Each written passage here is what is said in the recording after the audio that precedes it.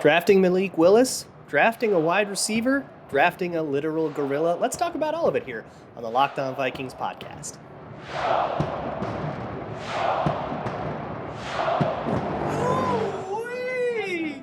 You are Locked On Vikings, your daily Minnesota Vikings podcast, part of the Locked On Podcast Network, your team every day. What's going on, everybody? Welcome into another episode of the Locked On Vikings podcast, part of the Locked On Podcast Network, your team every day. As always, I'm your host, your pal in the Katie copied off in math class. My name is Luke Braun. You can find me on Twitter at Luke Braun NFL. Show is on Twitter at Locked On Vikings. And today on the show, it is Twitter Tuesday. So thank you so much for making Locked On Vikings your first listen each and every day. Let's get into this mailbag. If you have questions, you can always send them to me at Locked On Vikings on Twitter, at Luke Braun NFL on Twitter. You can send an email to lockedonvikingspodcast@gmail.com, or you can head over to the Google form, which is linked in the show notes. All that stuff works. First things first, I have to answer the question that a million of you ask. Like a third of the questions were some version of, hey, what's a bad thing that can happen on draft night? Which is stop emotionally hedging. All right. Draft is like the most fun weekend of the year because everybody gets better. Everybody just adds players. So no, stop.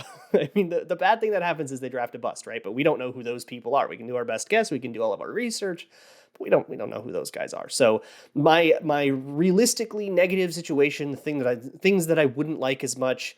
I wouldn't love it if they took a tackle. That would be kind of crazy. Even if Charles Cross fell and they took him, that would be kind of weird, but obvious, that would be insane, right? They've got two tackles and they're both young and they're both locked up long-term. So an offensive tackle would be insane unless it's somebody like Evan Neal falls because he has a gas mask video. And we're going to move him to guard like that. You could probably even talk yourself into that. Or crazy reaches on a guy or something. But what is a reach to you might be different than what a reach is to me. So it kind of just depends on your opinion of the players. And that's the point of the horizontal board, like what I talked about yesterday. I've got a guy look, I wouldn't like Charles Cross at 12, but if he starts falling to the second round, maybe I'm thinking about it and we can figure out the redundancy later. Move one to guard, trade somebody. We can figure that out. But I would love it if they traded down. I wouldn't really love it if they traded up, but it kind of depends on who's on the board, right? If Sauce Gardner's on the board, I'm into it. I think, I don't know. It's hard to have a nightmare scenario in the draft because everybody can be exciting. They're all new players with bright futures, right? But I don't know. Don't emotionally hedge. Just enjoy the draft, man. Stop thinking about what the worst possible thing that could happen to you is. It's not going to make it hurt less. It always hurts. It's the Vikings. You can't stop them from hurting you. How arrogant. Anyways, Caleb NFL asks, what percentage chance we draft Willis if he falls to 12? Okay, maybe there's a scenario that would be pretty, if they drafted Kenny Pickett at 12 or something like that, or some Sam Howell, some quarterback we don't like, which by the way, we'll get to it. With Willis, I would like it. I like him. I like his tools, and I think he can actually build into a franchise altering quarterback down the road. And I think the Vikings are actually pretty set up to nurture that. You got 2 years of a quarterback thing and of a quarterback contract. And if you draft a first round quarterback at 12, I'm going to guess that no trade clause gets a lot less official pretty quickly. But the percent that actually happens, no, sorry. The Vikings like Kirk Cousins, and if you don't, that's fine. You can disagree with them, but they like Kirk Cousins. Sorry, y'all. That's the reality of it. They're not moving on from Kirk Cousins, no matter how much you will it to. No matter how much you will it to happen, they like him. We're stuck with him, whether we want to be or not. Sam Delker asks, enjoyed your analysis of Jalen Petra during Mock Draft Monday, seeing as you were deciding between him and Jaquan Brisker. I'm curious to hear your Brisker to Vikings analysis. If both were available, who do you pick? So if both were available, I lean Brisker by just a hair. I really like Brisker. I think he's a very versatile safety. He's very, very effective in the box. He's got the range to play free safety, kind of a more off the ball role as well. And I think he's got the smarts to know where he's supposed to go. And I really think he has a future in the league. I would love to see him come in, be the safety, compete with Cam Bynum, or, Cam Bynum, 3 safety stuff. You can kind of figure out how to have those guys coexist as well. Same thing with Petra, except just less officially. So I like it because he has a range that Petra doesn't have, which is kind of the difference maker for me. but it's like by a hair. So if like in the situation yesterday, and go listen to Mock Draft Monday if you haven't, the situation yesterday was both of them were falling to me at 46, and I just wanted to ensure that I got one of them. So I'll trade up as soon as one of them is taken. And the fact that the one I liked more was taken in Brisker and I had to settle, quote unquote, for Petra doesn't bother me at all. Very happy with both of those guys. Alan McCauley asks, will you be sad when they go wide receiver at 12? Sad? Of course not. Like, if that guy's probably Jamison Williams or Garrett Wilson, who are the only two wide receivers I have a first round grade on. And it seems like I'm kind of, that's pretty much in with consensus. Like, I'm with the herd on that one. I wouldn't like to take either of those guys at 12. I'm not high enough on them as prospects, but the idea of taking a wide receiver, absolutely fine to me. So if you're higher on Jamison Williams than me, you should be fine with that. But that brings me to Breitling's question, which says, I'm into taking another wide receiver, even though I know DBs are our biggest need. In a world where neither Sauce, Stingley, or McDuffie are available, is there any receiver you would take at 12, or how far would we have to trade back and who? Yeah, Jamison Williams, I've kind of updated my take from when I did the wide receiver episode a week or two ago. Go listen to that one, though, for more detailed wide receiver takes on me. I did one a while ago, and you can go check it out. I'm a little higher on Jamison Williams. He, I think, has more route running prowess, and it's a lot more detailed and nuanced than I originally appreciated. And that really moves him really far up, especially for like a speedster type guy. I'm just a little worried about the knee. And, he's going to have injury issues because of his frame. There's always going to be a durability concern, and he's already coming in with like that sort of barrier broken coming in off an ACL. So I'm a little worried about that. You just have to check out the medicals. But like if I were running the Vikings and my medical staff came back and was like, yep, he's fine. His knee is totally going to heal, totally fine. Not even going to miss week 1, or he'll miss the first few weeks, but he's going to make a full recovery and it's not going to be a thing to worry about. I would not have many reservations about him at all. And I like Garrett Wilson a lot too from Ohio State. Cho asks, if you were going to choose a wide receiver type to add to this team in the draft, regardless of round, that would be able to play right away, because of that type or style, what would that type be? And why can't Kene be our Debo? Well, Debo can read the formation and know what gap he's supposed to hit. And I need to see Wangu prove that in the timetable of a running play. He has proven that in kickoff returns, but we talked about it a lot. Kickoff returns develop a lot slower than run plays. Run plays, you have one step to decide where you're going. Kickoffs, you have like 15 yards worth of steps to decide where you're going. For the first question, what is the wide receiver type? I am looking for versatility. I do not want a specialized receiver unless it starts to get to day 3, and then it's just, are you good at anything? But I want if we're going to draft a wide receiver, I want somebody who can do a lot of things, who can be inside, who can be outside, but more specifically than that, somebody who can run a deep route, somebody who can get yards after the catch. So I want a lot of skills.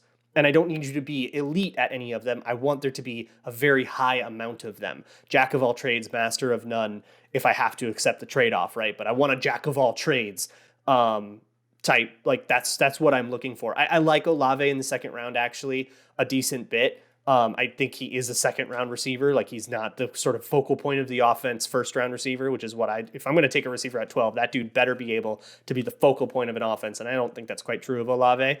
But in the second round, I'm all over it. I have a bunch more questions to get to here. But first, let me talk to you about AG1 by Athletic Greens. It is a vitamin powder supplement thing. You just take a scoop of it, mix it with a cup of water, and have that every morning. I've been doing that for a while. I feel absolutely great. It's really good for your gut health, and like gut bacteria, gut flora is a sort of new science that I think is going to be the new like way to be healthy, and that kind of rules. It was founded by a guy who was having all sorts of gut health issues and needed to take this crazy vitamin regimen that cost him like hundreds of dollars a day or $100 a day. And he made Athletic Greens as a cheaper way to get all that same stuff without having to take a million pills. So I'm going to make it easy on you. Athletic Greens is going to give you a free 1-year supply of immune-supporting vitamin D and 5 free travel packs with your first purchase. All you have to do is visit athleticgreens.com/NFL Network. Again, that's athleticgreens.com/NFL Network to take ownership over your health and pick up the ultimate daily nutritional insurance. I also want to talk to you about betting odds for the draft. Big movement over Sunday night to Monday morning. Travon Walker, now the favorite at betonline.net to be the 1 overall pick. I got in on him at 165 because I was a degenerate and did some betting this weekend. And if you want to join me in betting on who's going to be the first overall pick, who's going to be like stuff like the first O-line off the board, stuff like the first wide receiver off the board, or just like over-unders this guy. Will he be picked before 10th or after 10th? That kind of thing. You can go to betonline.net. You can also find props for basketball playoffs, player props and stuff like that. You can find hockey betting, same deal, and playoffs are coming up for that as well. And you can bet in the middle of games, live bet and stuff. So head on over to betonline.net. Get yourself a gambling at BetOnline, where the game starts. Moving on with this mailbag, Twitter Tuesday. Thank you so much for making Locked On Vikings your first listen of the day. Let's go to one from Alexander the Dane, who asks, why is Kobe Bryant not talked about? From what I've watched of him, he looks great, and he won awards over Sauce Gardner. I think it's because, honestly, like most people have him as a 3rd round pick. Like, I don't think he's getting disrespected. I think he's a 3rd round guy, and pretty much everybody agrees about that. He's just kind of a boring analysis. Like, he's just like, yeah, he's pretty good, and he's got a few mistakes, and he's like an easy one, so it doesn't warrant much discussion. So everybody just sort of puts him where they put him on their board, and it's fire and forget. But that's not like shade on him or anything. I mean, boring is a pretty good thing to be as a corner, especially as like a CB2, which is what I think Kobe Bryant is. Ed Donatello asks, what's the most analytics pick at 46, and why is it Drake Jackson from USC? No way. If we're going to go with like an analytics TM pick, that's a quarterback. That's taking like Desmond Ritter or Kenny Pickett, or that's taking whoever your highest quarterback on the board is, right? Because all the analytics people say, quarterbacks is everything, and you got to get a quarterback. So analytics is definitely taking. I'll say Desmond Ritter in at pick 46. Although I kind of have a sneaky feeling that he's not going to be there. I don't know. Gut feeling. Tyler Fornes asks one that is, when discussing a prospect, how much inherent value does being a great kick and punt returner add for you? Could it bump them up a round grade, like from a 4th to a 3rd? In day 3, yes. So if you're like a 7th rounder, but you can kick return, maybe a 6th rounder. But I don't think it's as simple. It's not like he can kick return, apply a modifier. We're not playing D&D here, right? So for me, any contribution on special teams, I sort of see it the same way. If you are a raw prospect, a Tariq Woolen, Tariq Woolen's traits are so insane that he probably transcends this, but that kind of guy. If you're a raw prospect, I need you to be on the active roster, on the active 46, right? Or is it 48 now? I need you to dress for games and be contributing, right?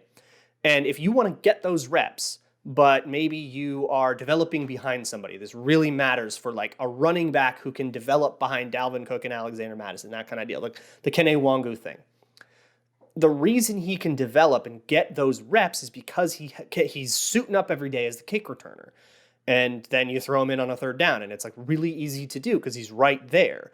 But who you dress and don't dress on game day becomes a decision that's really, really hard for a player who just is not going to play. That's why Wyatt Davis won't dress, because he's not going to play special. He'll block on like field goal units, but that's it. And somebody that can play on all 4 special teams units is going to make the team, and he's going to contribute on special teams, and that's going to give him the space he needs to develop. So when it comes to a player who needs to develop, my next question is, okay, what can he do on special teams? Because that dude's got to make the team to develop, right? You don't develop getting bounced on and off the scout team and spending half of your weeks on the couch, right? You don't develop not going on the plane with the team, right? So for me, it's not just special teams equals 1 round or anything like that. I'm not going to apply a hard rule to that, and I don't have to, right? I'm not trying to be PFF about it, where I get every single player and have super consistent things about everybody. Every player is their own guy. And special teams, if it needs to be a part of your journey, great. And if it doesn't, then it's just sort of a little bonus on the side that I'm really going to focus more on what you do from scrimmage. Stezo asks, assuming draft compensation according to Rich Hill, that's the one I use, what's your sweet spot for trading back? To me, seems around 20. Yeah, sure, 20 seems fine. Here's my kind of talent cliffs. I love the 60s in this draft. I love that kind of late 2nd, early 3rd. I think there's more 2nd round talents in this draft than there are 2nd round picks, which means at the high end of the 3rd round, you're going to start to be able to spend a 3 to get a 2nd round quality player. And I think I want to draft around there, right? So if I can trade down and pick up a pick in the 60s, I think that's the most efficient trade, right? A pick in the 60s isn't better than a pick in the 50s, but moving down as much as it costs to get a pick in the 60s will be like, I don't know, more efficient than moving down more for a pick in the 50s. You get what I mean there. And then in terms of like where I want to draft, I have exactly 20 players on my big board that I would take in the first round. So trading back to 20th, that means I am guaranteed to be able to at least select one of them. And I've already incorporated positional value and stuff into that. There are 20 players. I would be happy if the Vikings selected them in the first round. So I wouldn't move any further past 20. But once you get to 12 and somebody like reached, the Seahawks took somebody you had a third round grade on, that all pushes down too, right? So the decision calculus might be a little different when you're actually on the clock.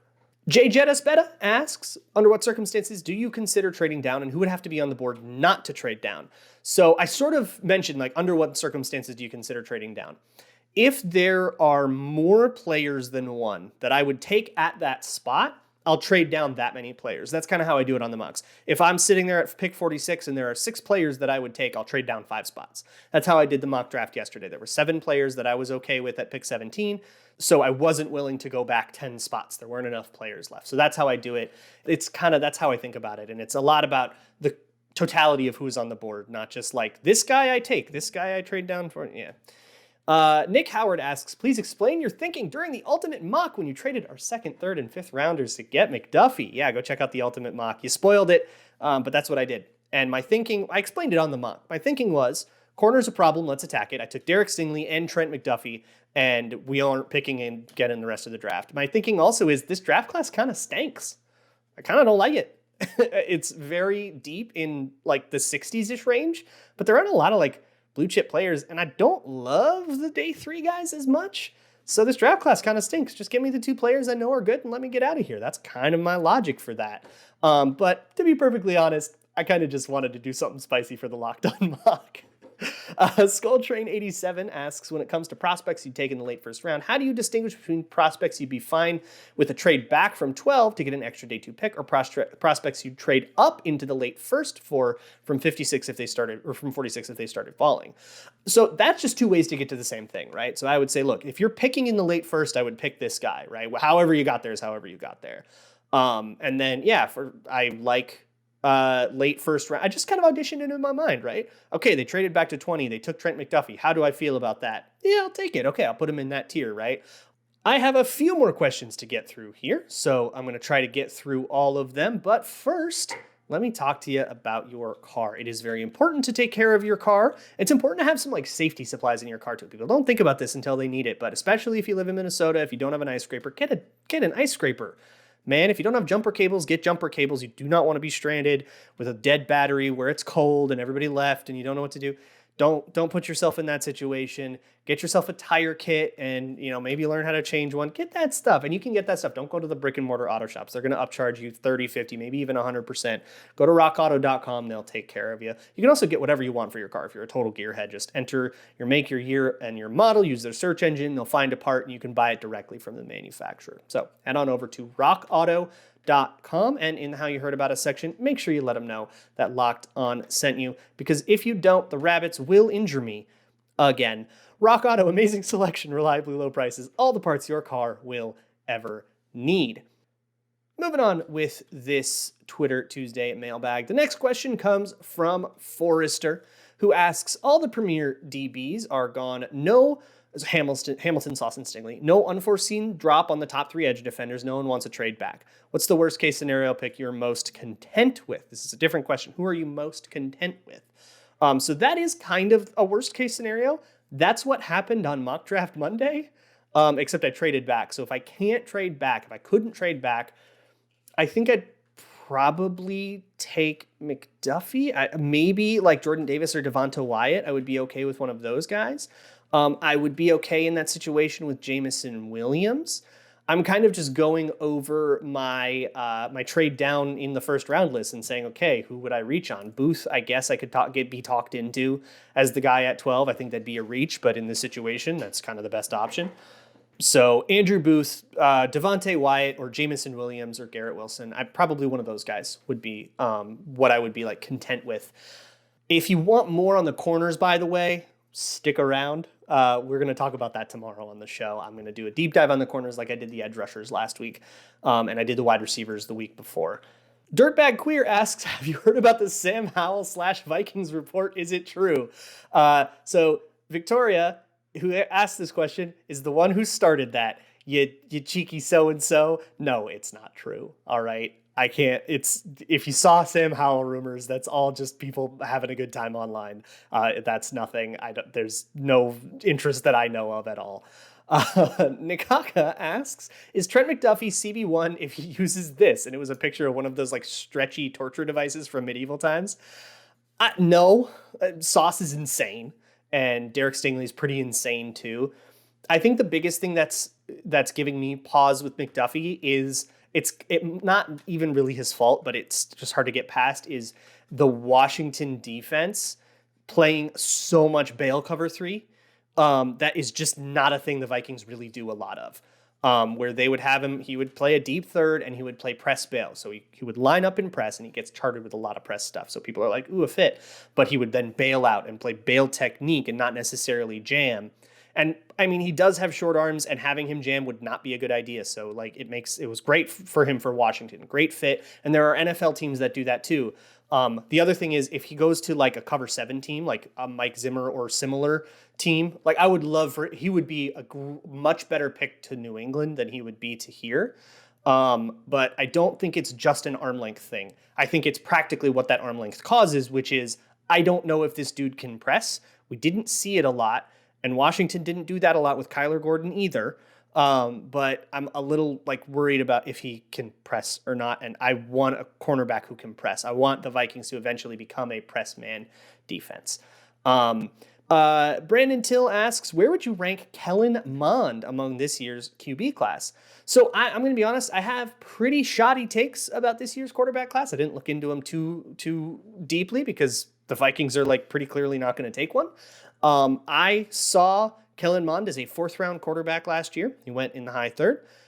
So that puts him in this tier with Carson Strong, Sam Howell, and Matt Corral for me. Probably above Corral. I don't like Corral at all. I don't mind Sam Howell or Carson Strong, and I did mind Kellen Mond coming out. So as a prospect, he probably would have gone between Sam Howell and Matt Corral for me. But the fact that he belongs among this like famously bad QB class, like I don't know, I didn't like him as a prospect that much. Johnny NFL asks, hypothetically, if you needed to pick a DB at 12 and Hamilton, Sauce, and Stingley are all gone, who's your favorite fit out of Dax Hill, Booth, Elam, and McDuffie? I'm going to add one more to your list, which is Lewis Seen, because he would be second. I like McDuffie the most out of all of those guys. He's still a very good corner, even though he's not a great fit. At that point, he's so much better of a corner, I think, better of a player than all the rest of those guys that it's okay. So I like McDuffie the best. And then I like Lewis Seen from Georgia, and then Dax Hill, Booth, and then Elam's the last. I'm not a huge fan of Kyer Elam. I have him as a 2nd rounder, and he's the only one on this list that I have as a 2nd rounder.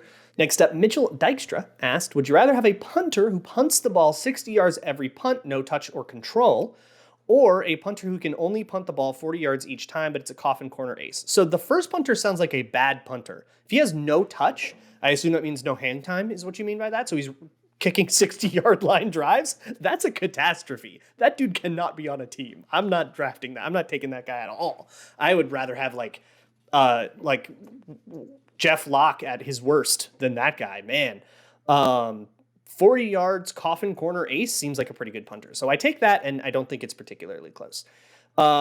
JV Swaps asks, disregarding where they're currently projected, is there a QB you would consider at pick 46? So I reiterate, I have really fuzzy takes on the quarterback class because I don't really, as a Vikings fan, have that much of a reason to care about them. I'll obviously rectify that if they actually pick one. But 2nd rounders, I have Desmond Ritter and Kenny Pickett. I think even though Kenny Pickett, like, he just doesn't have traits and his scouting tape doesn't look that good, there was just some gamer to him that I think you can unlock something there that I don't know. I don't want to take a guy with that bad of traits in the first. But in the 2nd round, there's enough gamer to him where I feel like there's a chance, and I think Desmond Ritter has that too. I have Desmond Ritter above Pickett by a hair for whatever that's worth. And then, of course, I'd take Malik Willis. I would have taken him at 12 too, but obviously that's never going to – I don't think that dude's escaping the top 10, and I don't like him enough to trade up for him. So, alas. Joshua Brook asks, have you considered getting Brett Coleman or that franchise guy on at all?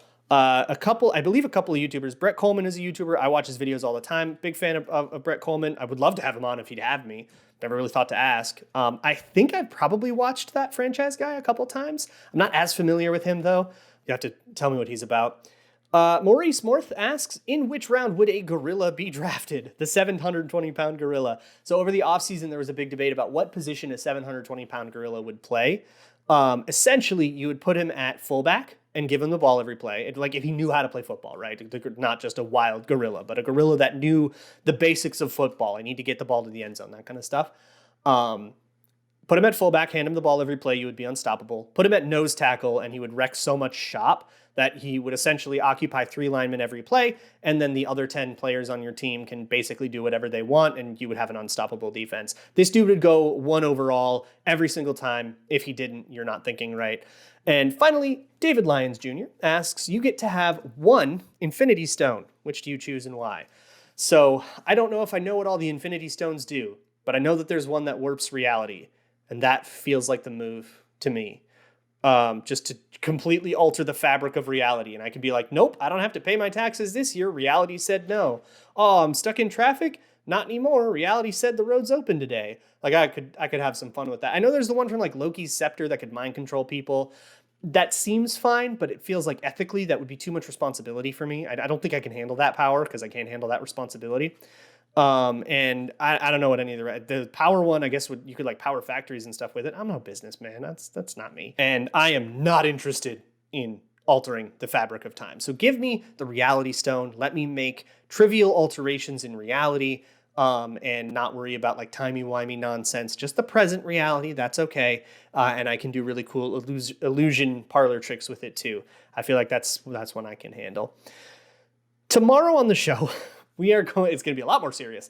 We are going to talk about corners. I'm going to talk about definitely the top 6, maybe Roger McCreary, the top 6 being Sauce, Stingley, McDuffie, Andrew Booth, Kaiir Elam, and Kyler Gordon. Definitely want to talk about those guys. Maybe McCreary if I get to it. Maybe Kobe Bryant if I get to it. I want to get to those guys on tomorrow's show. So I'm really going to grind it out. And then we'll talk about those. And then Thursday's actual draft day. So I'll go over my big board and we'll hang from there. I will see you all then tomorrow. Make sure you check out the Ultimate Mock Draft. Just search it out on Odyssey or wherever you find your shows. Wherever you find your shows, check out the Locked On NFL YouTube channel for live coverage. I'll tweet out all those links and stuff too when it's time. I'll be all over that. I will see you all tomorrow. And as always, Skol.